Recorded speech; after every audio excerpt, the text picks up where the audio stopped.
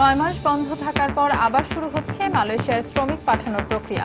2 সপ্তাহের মধ্যে নেওয়া হবে 3টি খাতে। রেডি, এটা ডিমান্ড আসবে, এটা প্রক্রিয়া হবে 15 দিন। আমাদের কর্মসংস্থান হবে, দেশে বেকারত্ব কমে যাবে। আমরা যারা গরিব পরিবারের আছি তারা যেতে পারবো কম খরচে। সৌদি আরবে কর্মী পাঠাতে বাড়তি টাকা নিলে ব্যবস্থা, হুঁশিয়ারি ধর্ম মন্ত্রণালয়ের। কোন কোন এজেন্সি বাড়ি করছে তাদেরকে আমরা কঠিনভাবে তাদের ব্যবস্থা নেব, কঠিন ব্যবস্থা নেব এবং আগামীতে আর তাদেরকে এইভাবে দুর্নীতি করার আর কোনো সুযোগ দেওয়া হবে না। দেখছিলেন সময়ের প্রধান শিরোনাম। রাত 11টার সময়ের সঙ্গে আছে আমি ফাহমিদা মৌটুসী এবং আমি কামরুজ্জামান মামুন। এবার অন্যান্য শীর্ষ সংবাদ।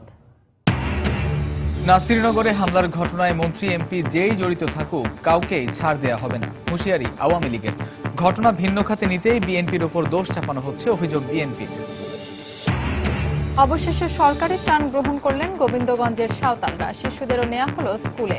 প্রধানমন্ত্রীর নির্দেশে গৃহহীনদের বাড়িঘর দেওয়া হবে, জানালেন স্বরাষ্ট্রমন্ত্রী। নারায়ণগঞ্জ সিটি কর্পোরেশন নির্বাচনে আওয়ামী লীগ যাকে মনোনয়ন দেবে তাকেই মেনে নেয়ার ঘোষণা আইভীর। সাজা পাওয়ার 14 দিনের মাথায় দুর্নীতির মামলায় জামিন পেলেন কক্সবাজারের সরকার দলীয় এমপি আব্দুর রহমান বদি।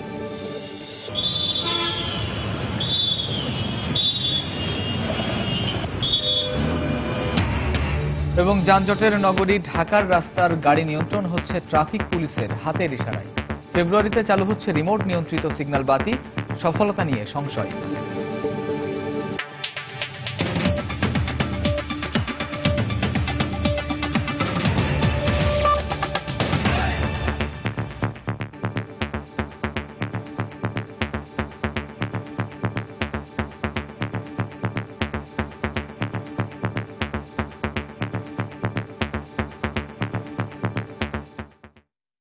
ব্রাহ্মণবাড়িয়া নাসিরনগরে হিন্দু সম্প্রদায়ের বাড়িঘর ও মন্দিরে হামলার ঘটনায় ইউনিয়ন বিএনপির সভাপতি আমিরুল চকদারকে গ্রেফতার করেছে পুলিশ। গতরাতে উপজেলার দত্তপাড়া এলাকা থেকে তাকে গ্রেফতার করা হয়। পুলিশ জানায়, হামলায় জড়িত থাকার অভিযোগে ভিডিও ফুটেজ দেখে গোয়েন্দা তথ্যের ভিত্তিতে নাসিরনগর ইউনিয়ন বিএনপির সভাপতি আমিরুল চকদারের বাড়িতে অভিযান চালানো হয়। এ সময় তাকে আটক করে পুলিশ। প্রাথমিক জিজ্ঞাসাবাদ শেষে তাকে হামলা ও ভাঙচুরের মামলায় গ্রেফতার দেখানো হয়।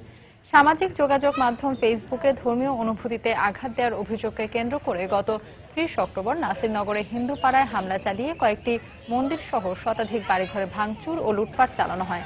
এ ঘটনায় এ পর্যন্ত 85 জনকে গ্রেফতার করেছে পুলিশ।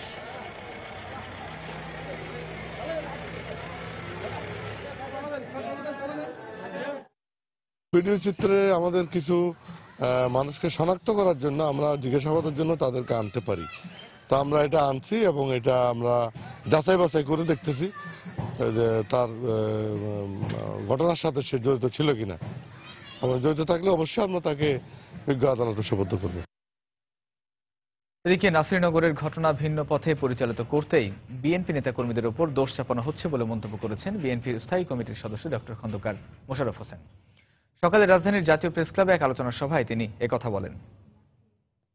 নাসিরনগরে ব্রাহ্মণবাড়িয়ার কিভাবে একটি ঘটনা ঘটেছে সংখ্যালঘুদের উপরে, সেটাকে আজকে অন্য পথে পরিচালিত করার জন্য বিএনপির প্রেসিডেন্টকে গত রাত্রে গ্রেফতার করেছে। আজকে তারাই একটা ঘটনা ঘটায় আর প্রধান বিরোধী দল, বাংলাদেশের সবচেয়ে জনপ্রিয় দল বিএনপির ঘাড়ে চাপিয়ে বিএনপিকে আজকে নির্যাতন নিপীড়ন করছে। অন্যদিকে আওয়ামী লীগের সাধারণ সম্পাদক ওবায়দুল কাদের বলেছেন, ব্রাহ্মণবাড়িয়ার নাসিরনগরে সংখ্যালঘুদের বাড়িঘর ও উপাসনালয়ে হামলার ঘটনায় মন্ত্রী, এমপি বা দলের নেতা যেই জড়িত থাকুক না কেন কাউকে ছাড় দেওয়া হবে না। দুপুরে কুষ্টিয়া সরকারি কলেজ মাঠে এক জনসভায় যোগ দিয়ে এ হুঁশিয়ারি দেন ওবায়দুল কাদের। প্রধানমন্ত্রী দেশরত্ন শেখ হাসিনা পরিষ্কার বলেছেন যে সংখ্যালঘুদের উপর হামলা ব্যাপারে সরকারের অবস্থান অত্যন্ত কঠোর এবং কঠিন। যেই ঘটনার সাথে জড়িত থাকুক, এমপি হোক, মন্ত্রী হোক বা স্থানীয় কোনো প্রতিনিধি হোক, আওয়ামী লীগের হোক, বাইরের লোক হোক, কোনো দলীয় এখানে দৃষ্টিকোণ থেকে দেখা হবে না। দেখা হবে তার অপরাধটা কি। প্রথম দফায় ফিরিয়ে দিলেও আজ সরকারি ত্রাণ গ্রহণ করেছেন গাইবান্ধার গোবিন্দগঞ্জের সাঁওতালপল্লীর বাসিন্দারা। সকালে উপজেলার মাদারপুর ও জয়পুর গ্রামে ত্রাণ বিতরণ করেন জেলার নির্বাহী ম্যাজিস্ট্রেট। এ সময় প্রত্যেক সাঁওতালদের চাল, ডাল, তেল ও শীতবস্ত্র বিতরণ করা হয়। তবে সরকারি ত্রাণ নিলেও বাপদাদার জমি ফিরিয়ে দেওয়ার দাবি জানান সাঁওতালরা। এদিকে প্রায় 10 দিন পর আবার স্কুলে গেল পল্লীর শিশুরা। সকালে অভিভাবকদের সাথে কথা বলে শিশুদের বিদ্যালয়ে নিয়ে যান সাহেবগঞ্জ সরকারি প্রাথমিক বিদ্যালয়ের প্রধান শিক্ষক। পরে ক্ষতিগ্রস্ত শিশুদের মাঝে বইসহ বিভিন্ন শিক্ষা সরঞ্জাম বিতরণ করা হয়। গত 6 নভেম্বর পুলিশ ও রংপুর চিনিকল শ্রমিকদের সাথে সাঁওতালদের সংঘর্ষের পর শিশুদের স্কুলে যাওয়া বন্ধ হয়ে যায়।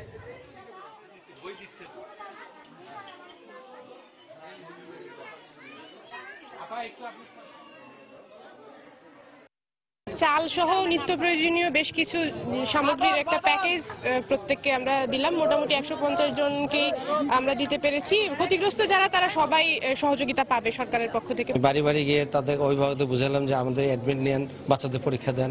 তো তারা বললো যে ঠিক আছে স্যার যাবে। তারপরে আমি বললাম যে আপনাদের ভয় নাই, ভয়ের যদি কিছু থাকে আমি সাথে করে নিয়ে যাব, আবার সাথে করে ফিরে দিয়ে যাব। আজকে তারা বেশিরভাগ বাচ্চা চলে আসছে। আগামী 2-1 দিনের মধ্যে আমার বিশ্বাস যে সবাই চলে আসবে। প্রধানমন্ত্রীর নির্দেশে গাইবান্ধার গোবিন্দগঞ্জের ঘরবাড়িহীন সাঁওতাল পরিবারকে আশ্রয়ণ প্রকল্পের মাধ্যমে বাড়ি নির্মাণ করে দেওয়া হবে বলে জানিয়েছেন স্বরাষ্ট্রমন্ত্রী আসাদুজ্জামান খান। এদিকে নিজেদের দলীয় কোন্দলের বিষয়টি নাকচ করে কোন একটি মহল উদ্দেশ্যমূলকভাবেই হিন্দুদের ওপর হামলা চালায় বলে জানান তিনি। আসন্ন বিজয় দিবস উদযাপন উপলক্ষে সচিবালয়ে এক সভা শেষে সাংবাদিকদের তিনি কথা বলেন। সারা দেশে নির্বিঘ্নে বিজয় দিবস উদযাপনে নিরাপত্তা জোরদার করা হবে বলেও জানান মন্ত্রী। তদন্ত শেষ হওয়ার আগে আমাদের ফাইন্ডিংস এর কথা আমি বলতে পারছি না। ডাউনলোড করেছিল যে এই দোকানটির থেকে, সেই দোকানের মালিক যিনি, তাকে আমরা খুঁজছি। আমরা মনে করছি তাকে ধরতে পারলে হয়তো আমরা আরো কিছু জানতে পারবো। দলীয় কুন্দলের আভাস আমি যদি পেতাম, আমি তাহলে মাননীয় প্রাইম মিনিস্টারকে বলতাম। কেউ উদ্দেশ্যমূলক ভাবে এটা করেছে, আমাদের কাছে প্রতীয়মান হয়েছে। মাননীয় প্রধানমন্ত্রী এই ব্যাপারে বলেছেন যে কোনো সাঁওতাল ফ্যামিলি যদি হোমলেস থাকে তাহলে তিনি আশ্রয়ণ প্রকল্পের মাধ্যমে সেখানেই একটা আশ্রয়ণ প্রকল্প তৈরি করে তাদেরকে বাড়িঘরের থাকার ব্যবস্থা করে দিবেন। গাইবান্ধার সাঁওতালদের ওপর গুলি করার ঘটনা খতিয়ে দেখে এবং সাঁওতালদের নিরাপত্তার নির্দেশনা চেয়ে হাইকোর্টে রিট করেছেন আইন ও সালিশ কেন্দ্র সহ 3টি বেসরকারি সংগঠন। বুধবার সুপ্রিম কোর্টের সংশ্লিষ্ট শাখায় এই রিটটি দায়ের করা হয়। রিটে ক্ষতিপূরণ, পুনর্বাসন সহ কয়েকটি বিষয়ে নির্দেশনা চাওয়া হয়েছে। রিটে স্বরাষ্ট্র সচিব, শিল্প সচিব সহ সংশ্লিষ্ট 11 জনকে বিবাদী করা হয়েছে। গত 6 নভেম্বর গাইবান্ধার গোবিন্দগঞ্জে রংপুর সুগার মিলের জমি নিয়ে শ্রমিকদের সঙ্গে সাঁওতালদের সংঘর্ষ হয়।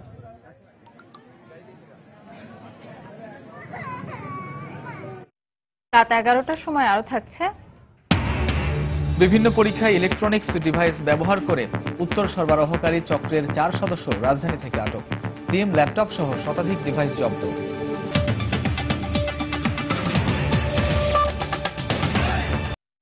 আগামী 2 সপ্তাহের মধ্যে আবারও মালয়েশিয়ায় কর্মী পাঠানোর প্রক্রিয়া শুরু হচ্ছে বলে জানিয়েছেন প্রবাসী কল্যাণমন্ত্রী নুরুল ইসলাম বিএসসি।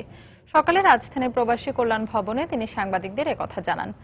এবারে নির্মাণ কাজ, বনায়ন ও উৎপাদন এই 3টি খাতে 30,000 থেকে 54,000 টাকা বেতনে শ্রমিক নেবার আগ্রহ প্রকাশ করেছে মালয়েশিয়া সরকার। বাংলাদেশের অন্যতম শ্রমবাজার মালয়েশিয়া। এই দেশটিতে কর্মী পাঠাতে চলতি বছরের 18 ফেব্রুয়ারি G2G+ চুক্তি সই করে বাংলাদেশ। মালয়েশিয়া যাবার সুযোগ সৃষ্টি হয় ব্যাপক আগ্রহ উদ্দীপনা তৈরি হয়েছিল শ্রমিকদের মধ্যে। কিন্তু এই আগ্রহে ভাটা পড়ে চুক্তির 12 ঘন্টা পরেই মালয় সরকারের নেতিবাচক মনোভাবে।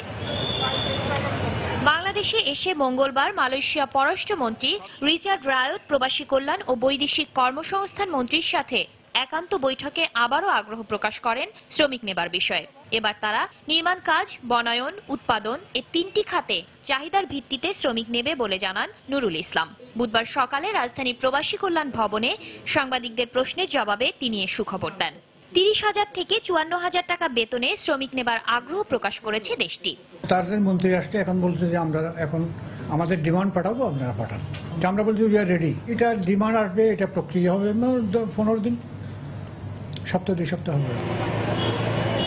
এদিকে আবারও শ্রমিক পাঠানো শুরু হবে শুনে খুশি মালয়েশিয়া যেতে আগ্রহীরা। 8-9 মাসে আনুমানিক অ্যাপ্লাই করছিলাম। অ্যাপ্লাই করার পর তখন থেকে তো আর কোনো বলে যে হবে হবে হবে, হওয়ার পর থেকে তো একবার স্থগিত। এখন হলে আবার যাব, ওই দেশে গিয়ে কাজ করতে পারবো, অনেকটা কর্মসংস্থান হবে। আমরা যারা গরিব পরিবারের আছি, তারা যেতে পারবো কম খরচে।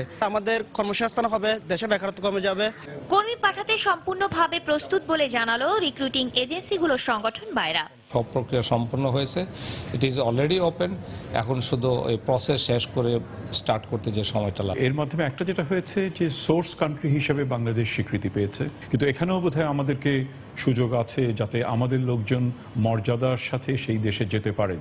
জনশক্তি রপ্তানিতে দালাল চক্র নির্মূল করতে সরকারের কঠোর পদক্ষেপের আহ্বান জানিয়েছেন তারা। শাতিলা শারমিন, সময় সংবাদ, ঢাকা। এদিকে সৌদি আরবে কর্মী পাঠাতে বাড়তি টাকা নেওয়া হলে সংশ্লিষ্ট এজেন্টদের বিরুদ্ধে কঠোর ব্যবস্থা নেওয়া হবে বলে হুঁশিয়ারি দিয়েছে ধর্ম মন্ত্রণালয়।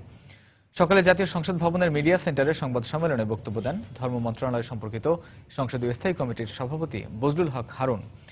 সৌদি আরব সফর শেষে এই সংবাদ সম্মেলনে তিনি আরও জানান, আগামী বছর বাংলাদেশিদের হজে যাওয়ার কোটা বৃদ্ধির বিষয়ে সৌদি সরকারের আশ্বাস পাওয়া গেছে। সৌদি শ্রমমন্ত্রী সে বলছে যে এই বিষয় নিয়ে যারা ট্রেড করে সেটাকে আমরা মানব পাচার হিসেবে ধরি। বাংলাদেশে নিযুক্ত সৌদি আরবের রাষ্ট্রদূত যে আছে জনাব গোলাম মুর্শিদ সাহেব, তিনি ইতিমধ্যেই 4 জন এজেন্ট সৌদি আরবে তাদের বিরুদ্ধে লিখিতভাবে অভিযোগ তিনি শ্রম মন্ত্রণালয় দিয়ে দিয়েছে। কোন কোন এজেন্সি এবার করছে তাদেরকে আমরা কঠিনভাবে তাদের ব্যবস্থা নেব, কঠিন ব্যবস্থা নেব এবং আগামীতে আর তাদেরকে এইভাবে দুর্নীতি করার আর কোনো সুযোগ দেওয়া হবে না। জাতিসংঘের টেকসই উন্নয়ন লক্ষ্যে এসডিজি পানি নিয়ে যে লক্ষ্য নির্ধারণ করা হয়েছে তা অর্জনে তহবিল গঠনের প্রস্তাব করেছেন প্রধানমন্ত্রী শেখ হাসিনা। মঙ্গলবার মরক্কোর মারাকাসে বিশ্ব জলবায়ু সম্মেলন COP22 উচ্চ পর্যায়ের এক বৈঠকে তিনি এই আহ্বান জানান। বৈঠকে প্রধানমন্ত্রী আরও বলেন, কার্যকর পানি ব্যবস্থাপনার মধ্য দিয়ে সবার জন্য নিরাপদ পানীয় জল ও স্যানিটেশন নিশ্চিত করতে হবে। এ সময় তিনি গবেষণা, উদ্ভাবন ও প্রযুক্তি হস্তান্তরের সহায়তার জন্য ওয়াটার এসডিজি নিয়ে একটি বৈশ্বিক তহবিল গঠনের প্রস্তাব দেন। সম্মেলনের শীর্ষ এ বৈঠকে বিশ্বের 80টি দেশের সরকার ও রাষ্ট্রপ্রধানরা অংশ নেন। 2030 সাল মেয়াদী এসডিজিতে যে 17টি লক্ষ্য নির্ধারণ করা হয় তার মধ্যে 6ষ্ঠ নম্বরটি পানি ও স্যানিটেশন নিয়ে। এখানে সবার জন্য স্যানিটেশন ও পানির সহজলভ্যতার টেকসই ব্যবস্থাপনার কথা বলা হয়েছে।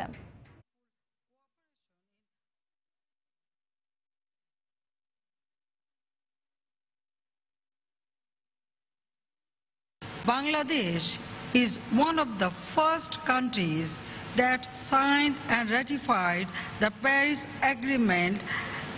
Bangladesh is also the first country to set up Climate Change Trust Fund of $400 million from its own resources. We have also achieved success in disaster management despite our coastal areas being highly vulnerable to climate-related calamities such as floods and cyclones. It's cultivation that have significantly reduced loss of lives and properties in Bangladesh. We must ensure safe drinking water and sanitation for all through effective water governance. আসন্ন Narayanganj city corporation নির্বাচনে অংশ নেওয়ার বিষয়ে দলের হাইকমান্ডের সিদ্ধান্ত মেনে নেওয়ার ঘোষণা দিয়েছেন বর্তমান মেয়র ও জেলা আওয়ামী লীগের সিনিয়র সহসভাপতি ডাক্তার সেলিনা হায়াত আইভি। দুপুরে নিজ কার্যালয়ে আয়োজিত প্রেস ব্রিফিংয়ে তিনি এ ঘোষণা দেন। এ সময় তিনি অভিযোগ করেন, কোনো প্রভাবশালী নেতার নির্দেশে তাকে বাদ দিয়ে প্রার্থী তালিকা পাঠিয়েছে মহানগর আওয়ামী লীগ। মহানগর আওয়ামী লীগের তড়িঘড়ি করে একটা মিটিং ডেকে সিদ্ধান্ত নিয়েছে। এখানে একজন প্রভাবশালী নেতার নির্দেশে কাজটি হয়েছে। কেন আমার নাম পাঠায়নি সেটা তো আমি বলতে পারবো না। দল যে সিদ্ধান্ত দিবে আমি সেই সিদ্ধান্তের সাথেই যাব। আমি দলীয় সিদ্ধান্তের বাইরে যে নির্বাচন করব না, এটা আমি ডিসাইডেড। আমি বিশ্বাস করি যে দল আমাকে নমিনেশন দিবে। সম্পদের তথ্য গোপনের মামলায় কক্সবাজারের সরকার দলীয় সংসদ সদস্য আব্দুর রহমান বদিকে 6 মাসের জামিন দিয়েছেন হাইকোর্ট। বদির আইনজীবীর করা আবেদনের শুনানি শেষে বিচারপতি রুহুল কুদ্দুসের এক হাইকোর্ট বেঞ্চ এ জামিন দেন। 3 বছরের সাজার মধ্যে 14 দিন জেল খাটার মাথায় এ জামিন পেলেন তিনি। দুদকের আইনজীবী জানিয়েছেন, জামিনের বিরুদ্ধে সুপ্রিম কোর্টে আপিল করবেন তারা। প্রায় 2 কোটি টাকার সম্পদের তথ্য গোপনের দায়ে গত 2 নভেম্বর কক্সবাজারের সংসদ সদস্য আব্দুর রহমান বদির 3 বছরের কারাদণ্ড দিয়েছিল ঢাকার জজ আদালত। একই সঙ্গে তাকে 10 লক্ষ টাকা জরিমানাও করা হয়। ওই দিনই তাকে আদালত থেকে কারাগারে পাঠানো হয়। সরকার দলীয় এ সংসদ সদস্যের জেলে যাওয়ার ঘটনা অনেক প্রশ্নেরই ইতি টানে।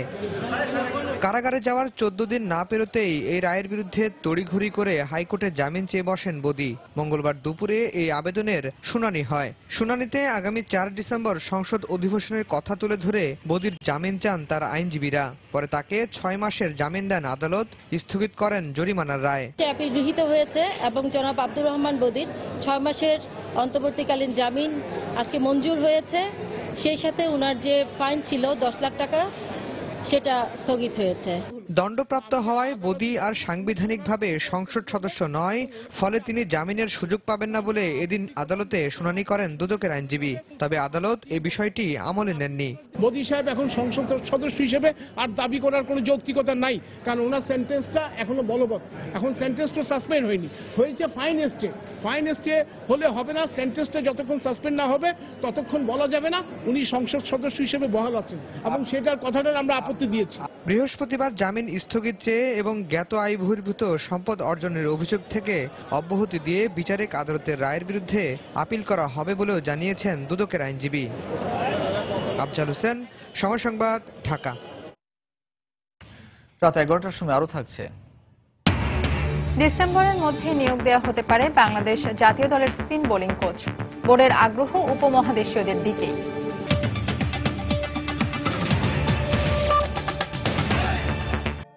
ময়মনসিংহে আধিপত্য বিস্তারকে কেন্দ্র করে আওয়ামী লীগ ও যুবলীগের সংঘর্ষে একজন নিহত হয়েছেন। আহত হয়েছেন অন্তত 15 জন। সকালে ত্রিশাল উপজেলায় এই ঘটনা ঘটে। পুলিশ জানায়, বালিপাড়া ইউনিয়ন পরিষদের নবনির্বাচিত চেয়ারম্যান ও আওয়ামী লীগ নেতা গোলাম মোহাম্মদ বাদলের সঙ্গে স্থানীয় যুবলীগের আহ্বায়ক আব্দুল বারীর মধ্যে বিরোধ চলে আসছিল। এরই জেরে সকালে রেল স্টেশনের পাশে চেয়ারম্যানের সমর্থক সাইফুল মোল্লার দোকানে অতর্কিত হামলা চালায় বারী গ্রুপের সমর্থকরা। এ খবর ছড়িয়ে পড়লে চেয়ারম্যানের সমর্থকরা আব্দুল বারীর সমর্থকদের 4 থেকে 5টি বাড়িতে পাল্টা হামলা চালায়। এক পর্যায়ে দুপক্ষ দেশীয় অস্ত্র নিয়ে সংঘর্ষে জড়িয়ে পড়ে। এতে 16 জন আহত হয়। পরে তাদের উদ্ধার করে ময়মনসিংহ মেডিকেল কলেজ হাসপাতালে নেয়ার পথে একজন মারা যান। পরে পরিস্থিতি নিয়ন্ত্রণে আনে পুলিশ ও র্যাব।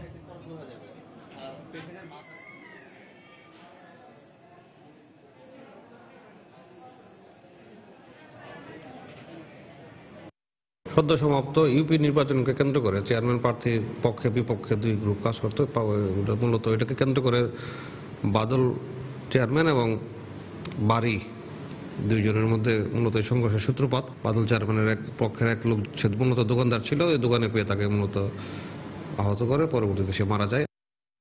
আগামী বছরের 2রা ফেব্রুয়ারি থেকে সারা দেশে একযোগে শুরু হবে এসএসসি ও সমমানের পরীক্ষা। সকালে পরীক্ষার পূর্ণাঙ্গ সময়সূচি প্রকাশ করে আন্তঃশিক্ষা বোর্ড পরীক্ষা নিয়ন্ত্রক উপকমিটি। পরীক্ষার সময়সূচি অনুসারে 2রা ফেব্রুয়ারি শুরু হয়ে 2রা মার্চ পর্যন্ত এসএসসির তত্ত্বীয় পরীক্ষাগুলো অনুষ্ঠিত হবে। 5 মার্চ থেকে 16 মার্চের মধ্যে ব্যবহারিক পরীক্ষা অনুষ্ঠিত হবে। তবে শুধুমাত্র সঙ্গীত বিষয়ের ব্যবহারিক পরীক্ষা অনুষ্ঠিত হবে 4 মার্চ। গত কয়েক বছর ধরে 1 ফেব্রুয়ারি থেকে এসএসসি ও সমমানের পরীক্ষা অনুষ্ঠিত হয়ে আসছে। তবে 1 ফেব্রুয়ারি সরস্বতী পূজার ছুটি থাকায় এবারের পরীক্ষা শুরু হবে 2রা ফেব্রুয়ারি।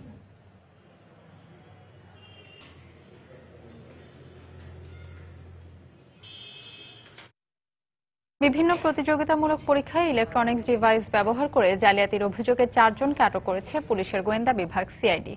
গতরাতে গোপন সংবাদের ভিত্তিতে পল্টন, লালবাগ সহ রাজধানীর বিভিন্ন স্থানে অভিযান চালিয়ে এদেরকে আটক করা হয়। তাদের কাছ থেকে 52টি এটিএম কার্ড সদৃশ্য কমিউনিকেটিং ডিভাইস, 45টি ব্লুটুথ হিয়ারিং ডিভাইস, বিভিন্ন অপারেটরের 47টি মোবাইল সিম এবং বিভিন্ন ব্যাংকের 12 লক্ষ টাকার চেক সহ পরীক্ষা সংশ্লিষ্ট বিভিন্ন উপকরণ উদ্ধার করে গোয়েন্দা সদস্যরা। সিআইডি ডেপুটি ইন্সপেক্টর জানান, বিভিন্ন বিশ্ববিদ্যালয়ের শিক্ষার্থী এবং চাকরি প্রার্থীদের কাছে টাকার বিনিময়ে জালিয়াতিতে সহায়তা করত এই চক্রের সদস্যরা।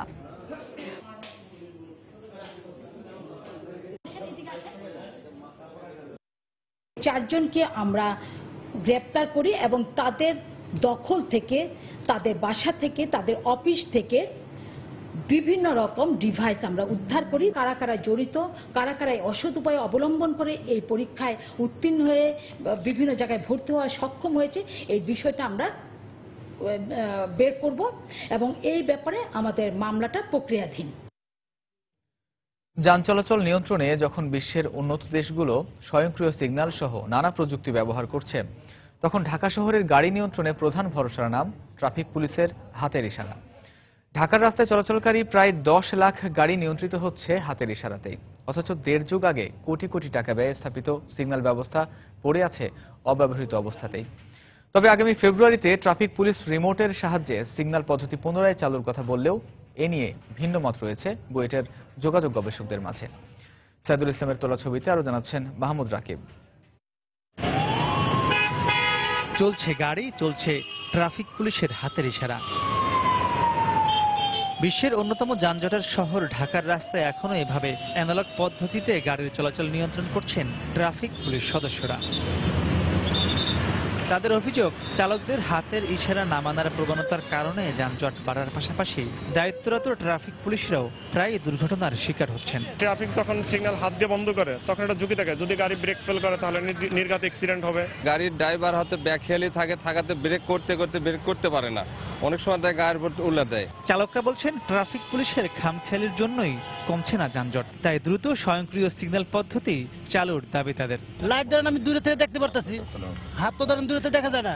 ক্যান্টনমেন্ট এরিয়া, ওটা দেখা যাচ্ছে ইলেকট্রিক সিগন্যাল, সবাই ওটাকে মেনটেন করে চলে, আর রাস্তায় আপনার জ্যামজটও সৃষ্টি হয় না। একটা গাড়ি গেলে বিএপি গাড়ি গেলে ওটা ছাইড়া দেয়, আমাকে ওই যে পাবলিকে মনে করেন প্যাসেঞ্জারে মনে করেন যেমন বললে মনে করেন মিটারে টাকা ওঠে। হাতের কারণে জটলাগুলা হচ্ছে। অটোমেটিক হলে আমরা সবাই হলুদের সময় সতর্ক হয়ে লালের সময় দাঁড়ায় যেতাম। 2001 সাল থেকে এ পর্যন্ত বিশ্বব্যাংকের সহায়তায় প্রায় 50 কোটি টাকা ব্যয়ে নগরীর 70টি মোড়ে সিগন্যাল বাতি স্থাপন করা হয়, যা 2014 থেকে এ পর্যন্ত 3 বার পরীক্ষামূলকভাবে চালু করা হলেও পূর্ণাঙ্গভাবে আজও তা আলোর মুখ দেখেনি। তবে যানজট কমাতে আগামী ফেব্রুয়ারি থেকে রাজধানীর 100টি মোড়ে সিগন্যাল বাতির মাধ্যমে গাড়ি নিয়ন্ত্রণ করবে ট্রাফিক বিভাগ ও সিটি কর্পোরেশন, যেখানে প্রতিটি মোড়ে রিমোটের সাহায্যে সিগন্যাল বাতি নিয়ন্ত্রণ করবে ট্রাফিক পুলিশ। মেজর ইন্টারসেকশনের সিসিটিভি কন্ট্রোল আমাদের কন্ট্রোল রুমের সাথে আমরা নিয়ে নেব এবং আমাদের কন্ট্রোল রুম থেকে বসে আমরা ওই জাংশনের বাস্তব অবস্থা আমরা পর্যবেক্ষণ করতে পারবো। এটাকে স্বয়ংক্রিয় হওয়ার পাশাপাশি একটা রিমোট কন্ট্রোলও থাকা দরকার। কোন একটি রাস্তায় দেখা যাচ্ছে যে খুব বেশি সংখ্যক গাড়ি জমা হয়ে যাচ্ছে, যানজট হয়ে যাচ্ছে, যাতে দ্রুত সেটাকে পাস করা যায়। তবে বুয়েটের গবেষকরা বলছেন, কেন্দ্রীয়ভাবে না করে মোড় কেন্দ্রিক গাড়ি নিয়ন্ত্রণ করলে সমস্যার টেকসই সমাধান হবে না। এক একটা ইন্টারসেকশন ইন্ডিপেন্ডেন্ট না। আমি একটা থেকে গ্রিন পেয়ে দেখবেন আরেকটা রেড, তাহলে দেখা যাবে এটা আসলে সমন্বিত আমরা বলি না। আমরা টোটাল নেটওয়ার্কিং নিয়ে চিন্তা করতে চাই, তাহলেই সমাধান সম্ভব। বাংলাদেশ বিনিয়োগ বোর্ডের হিসেব মতে শুধুমাত্র যানজটের কারণে প্রতি বছর দেশের আর্থিক ক্ষতি হচ্ছে 1 লাখ কোটি টাকা। তাই স্বয়ংক্রিয় হোক কিংবা রিমোট ব্যবহারের মাধ্যমে হোক, ঢাকার রাস্তার বিপুল সংখ্যক গাড়ি নিয়ন্ত্রণে যে পুনরায় সিগন্যাল পদ্ধতি চালু করা উচিত, সে বিষয়ে একমত সব পক্ষই। তবে কোটি কোটি টাকা ব্যয়ে চালু করতে যাওয়া সিগন্যাল পদ্ধতি যাতে বাস্তবসম্মত ও ফলপ্রসূ হয়, সেদিকেই কর্তৃপক্ষকে সবার আগে সজাগ দৃষ্টি রাখা উচিত বলে মনে করেন যোগাযোগ বিশেষজ্ঞরা। মাহমুদ রাকিব, সময় সংবাদ, ঢাকা। দেশের বাইরের খবর। মিয়ানমারের রাখাইন প্রদেশে গত কয়েকদিনে সেনাবাহিনীর সঙ্গে সংঘর্ষে অন্তত 69 জন অস্ত্রধারী নিহত হয়েছে। প্রাণ হারিয়েছেন নিরাপত্তা বাহিনীর অন্তত 17 জন সদস্য। চলমান এই সংঘাতের মধ্যেই প্রাণে বাঁচতে রাখাইন ছেড়ে বাংলাদেশ সীমান্তের কাছে জড়ো হয়েছে 2 শতাধিক রোহিঙ্গা।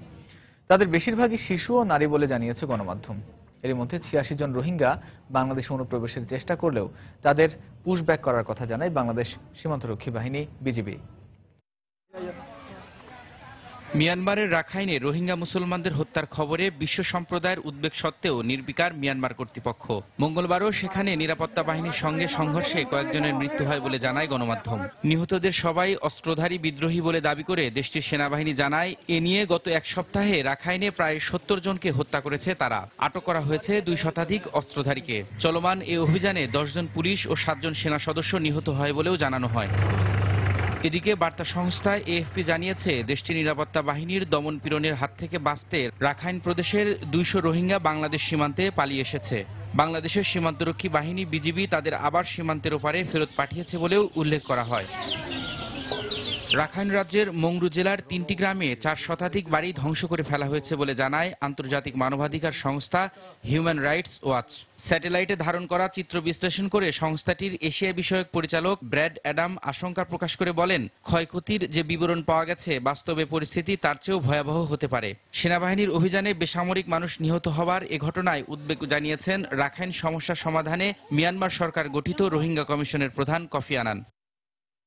সাম্প্রতিক সময়ে রাখাইন প্রদেশে রোহিঙ্গাদের ওপর নির্যাতনের খবরে আমরা উদ্বিগ্ন। এর মধ্য দিয়ে রোহিঙ্গাদের নতুন করে উদ্বাস্তু করা হচ্ছে। সব পক্ষকে অবশ্যই সহিংসতা এড়িয়ে চলতে হবে। আশা করি মিয়ানমারের নিরাপত্তা বাহিনী সব বিধিবিধান মেনে তাদের অভিযান পরিচালনা করবে। 2012 সালে মিয়ানমারের রাখাইন রাজ্যে জাতিগত দাঙ্গায় শতাধিক রোহিঙ্গা মুসলিম নিহত হয়। এরপর চলতি বছরের গেল 9 অক্টোবর নিরাপত্তা বাহিনীর একটি ঘাঁটিতে অজ্ঞাত পরিচয় সশস্ত্র ব্যক্তিদের হামলার পর সেনাবাহিনী সেখানে ক্লিয়ারেন্স অপারেশন হিসেবে ব্যাপক অভিযান শুরু করে। রবিউল ইসলাম আওলাদ, সময় সংবাদ।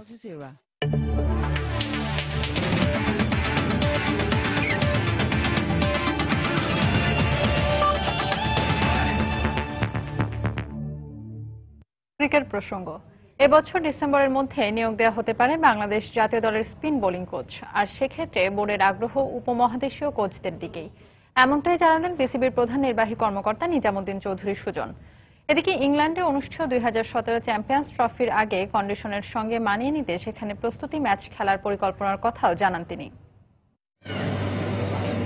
বাংলাদেশ জাতীয় ক্রিকেট দলের স্পিন বোলিং কোচ নিয়োগের বিষয়টি ঝুলে আছে অনেকদিন। বেশ কিছুদিন আগে লঙ্কান কিংবদন্তি স্পিনার মুত্তিয়া মুরালীধরনের নাম শোনা গেলেও তা চূড়ান্ত হয়নি। গেল আগস্টে সবশেষ কোচ শ্রীলঙ্কান রুয়ান কালপাগাকে অপসারণের পর এই 3 মাস কোচ ছাড়াই চলছে জাতীয় দলের স্পিন বিভাগ। যদিও আফগানিস্তান ও ইংল্যান্ডের বিপক্ষে হোম সিরিজ দুটিতে কোচ ছাড়াই সাফল্য পেয়েছে স্পিনাররা। তবে ঘরের মাঠে সাফল্য পেলেও আসন্ন নিউজিল্যান্ড সফরে স্পিনারদের জন্য বৈরী কন্ডিশনে পারফর্ম করাটা হবে চ্যালেঞ্জিং। তাই স্পিন বোলিং কোচের বিষয়টি ভাবাচ্ছে বিসিবিকে। এক্সপেরিয়েন্সড আমরা কাউকে চেষ্টা করছি। হোপফুলি আমরা আমাদের টার্গেট থাকবে যে আগামী এবছরের মধ্যেই কোনো একটা সুবিধাজনক সময়ে নিয়ে আসার জন্য বিভিন্ন দিকে যোগাযোগ করছি। তবে আমাদের প্রেফারেন্স থাকবে এই সাবকন্টিনেন্টে কাউকে স্পিন বোলিং হিসেবে লং টার্ম বেসিসে আনার জন্য। নিউজিল্যান্ডের বিপক্ষে সিরিজের আগে অস্ট্রেলিয়ায় ক্যাম্প ও প্রস্তুতি ম্যাচের আদলে 2017 চ্যাম্পিয়ন্স ট্রফির আগে ইংল্যান্ডে কন্ডিশনিং ক্যাম্পের পরিকল্পনা আছে বিসিবির। ইংল্যান্ডের সিমিলার কন্ডিশনে একটা কিছু প্র্যাকটিস সেশন আমরা করতে চাচ্ছি এবং সে ব্যাপারে ইংল্যান্ড ক্রিকেট বোর্ডের সাথে আমাদের যোগাযোগ হয়েছে।